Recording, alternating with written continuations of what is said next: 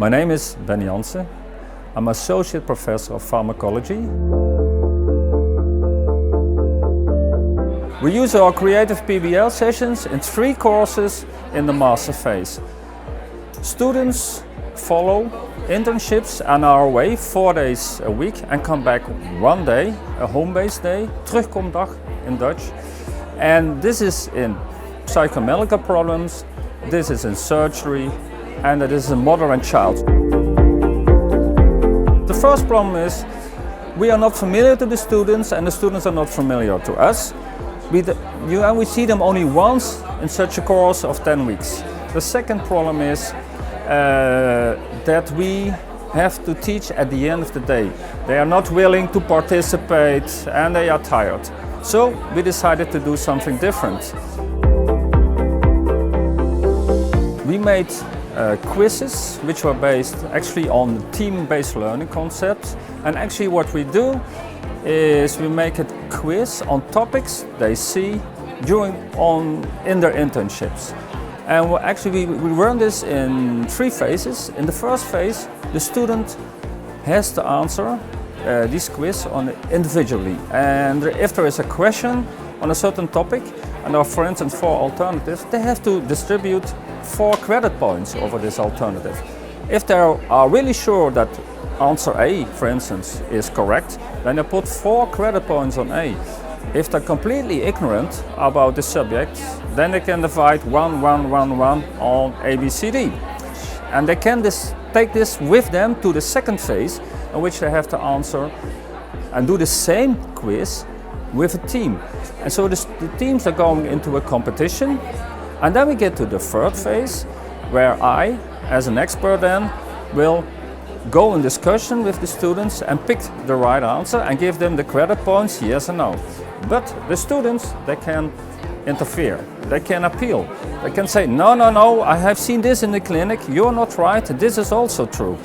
And if they really have a good answer, I give them extra credit points. And so there is a lot of discussion.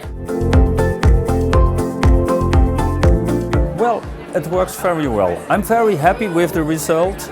The students are very competitive, they like the challenge, and also in terms of content, it's really practical because, for instance, when I discuss certain drugs, and I say, oh, I have seen this in practice, they inject the white milk. Yeah, what is that, the white milk? Oh, we say propofol, I've seen it too, I say, but how does it work? And then the discussion starts. I'm proud, actually, with the result itself. Every session is different. Every session has a different topic because students put emphasis on other topics. That's something which I like a lot.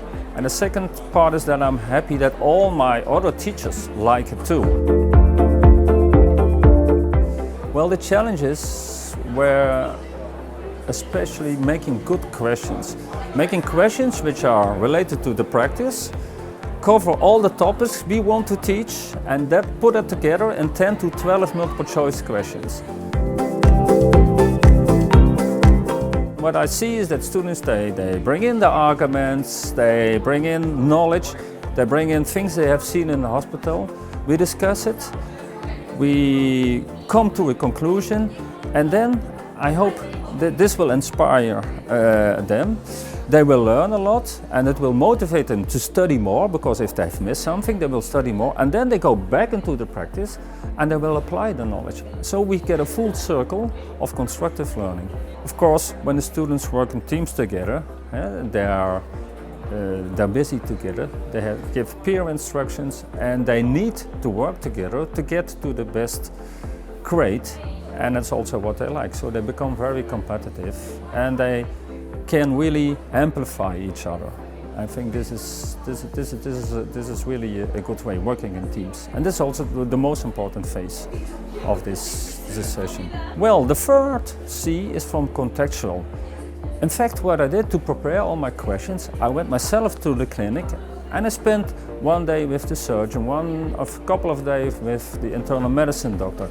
There I picked the questions things which were going on, and the students recognized these questions, but of course I made them so difficult that they really have to think more about why are we doing something with drugs as a doctor. Well, the fourth point I want to mention is the self-directed learning.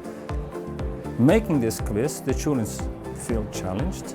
Usually they score not really high, and then they grab the points they are missing, and that's they take them back to the clinic and they will be challenged to study this item more.